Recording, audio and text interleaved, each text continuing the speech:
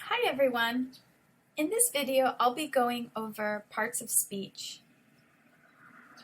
Parts of speech are basically different types of words in English. You don't need to memorize this grammar lesson today, or you don't need to memorize parts of speech, but being aware of them can help you improve your English. Why? First of all, it can help you use the correct word forms.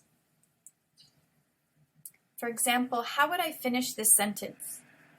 I have motivation, motivate, or motivated. These all have the same meaning, but they're different parts of speech. The correct word would be motivation. We would need a noun. Also, knowing parts of speech can help you with putting words together in the correct order in sentences. For example, how would I put these words into the sentence? The student is motivated to learn. So understanding the different types can help you also with sentence structure. These are the 7 parts of speech I'll be going over in this video. Noun, pronoun, verb, adjective, adverb, conjunction, and preposition. I recommend taking out a piece of paper, writing down these 7, and leaving room on your paper so you can take notes and maybe write a few examples. Nouns. A noun is a word in English that's a person, place, or thing. Here are some examples. Hillary Clinton is a noun. This word here, it's a person. Or San Diego, a place. Or maybe a thing like a book. Or cell phone. The word cell phone is a noun. It's a thing. Nouns can also be abstract ideas, like liberty or happiness. They represent concepts or ideas. A very common word in English is happy with a Y. That word is an adjective. Happiness is the noun, the abstract idea, the condition of being happy. Okay, pronouns. Pronouns are words that take the place of a noun. For example, Martha is from India. Instead of saying Martha, I could say she. She likes going on long walks. So each time I don't have to repeat Martha. The grassy field is a beautiful place. This is a beautiful place. This is a pronoun taking the place of grassy field. So these words like he, she, this, that, these, those are words that take the place of a noun. And they're very common in English. Verbs. A verb can be an action or a state word. Like, I drive to work every morning. Drive is my verb. It's describing an action. I listen to music in my car. Listen is an action verb. I am or feel happy. Am and feel are state verbs or state of verbs. They describe like your condition. You're not actually doing anything, you are being or feeling. Adjectives. Adjectives describe nouns. So they give flavor or color and feeling to our nouns. For example, this is a bowl of soup, but I could describe the soup as delicious.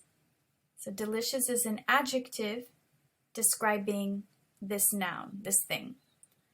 A small sweater. Small is an adjective describing sweater. The car is expensive. Expensive is an adjective describing the car. This is a noun. My house is cold. Cold is an adjective describing my house, this place. And when I was talking about word order and sentence structure, knowing parts of speech can help. Adjectives in English usually go before the noun, like in these two examples here. Or they can go after a state verb or a be verb. The car is expensive, so the adjective is going after is. Adverbs. Adverbs can do lots of things in English. They can describe verbs, adjectives, adverbs, and entire sentences. The Tibetans walked happily and proudly. So how did they walk? Happily and proudly. So these adverbs are describing how they walked. It's describing the verb. And a lot of times you see the adverbs with ly. Not always, but often. They are really happy.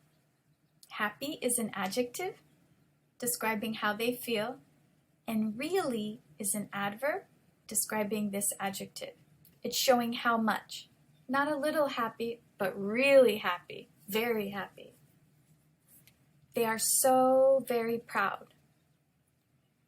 So is an adverb, very is an adverb, and proud is an adjective. So these adverbs right here, they're called intensifying adverbs because they intensify. They can intensify the adverb and the adjective. So not just very proud, so very proud.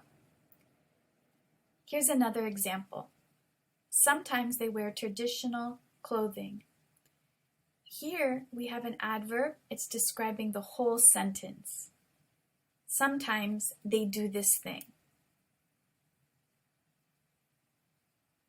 Conjunctions. Conjunctions join words, phrases, and clauses. I made soup and salad. So and is a conjunction joining these two things here, these two nouns. I made a delicious chicken soup and a healthy salad. Here it's combining phrases. So a delicious chicken soup. It's just not one word, but a whole phrase. And a healthy salad. And sometimes conjunctions can join clauses. After I cook, I have to clean up. So this conjunction is joining this clause with this clause.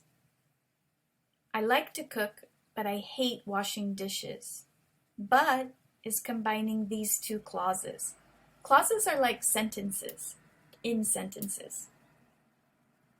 Here are some examples of conjunctions, other joining words. And, but, because, if, so, when, while.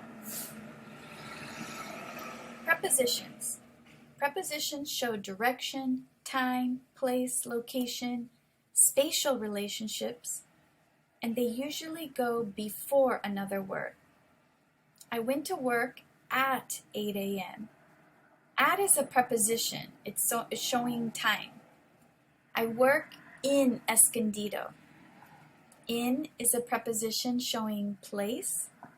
I'm standing next to my coworker. So showing location or spatial relationships. Next to, here is my preposition. Here are some examples of other ones. In, on, for, at, to, from, with, without, towards. Right now, I recommend pausing the video and reading this short paragraph. And can you identify the different parts of speech of these words using the lesson we just went over? So go ahead and pause your video and try to do this activity. Now I'll go over the answers. Palomar College is a wonderful place to get an education. Is a verb. Wonderful is an adjective describing the place. Education is a noun. This is an example of an abstract noun. Currently It's an adverb. I'm a student at Palomar College. At is a preposition describing location. I'm studying math and biology. Am studying is a verb. It's an action. And is a conjunction joining math and biology. Remember, conjunctions join words. My mother went there to study English, and she learned a lot from the experience. Mother is a noun. It's a person. Went is a verb. It shows action. She is a pronoun. Remember, pronouns take the place of nouns. So she refers to my mother. But I don't want to have to repeat mother again, so you can use she. And from is a preposition. Okay, in this video, we went over these 7 different parts of speech. And in the next video, I'll be explaining how to write a basic sentence and where the different parts of speech go. Bye. Thanks for listening.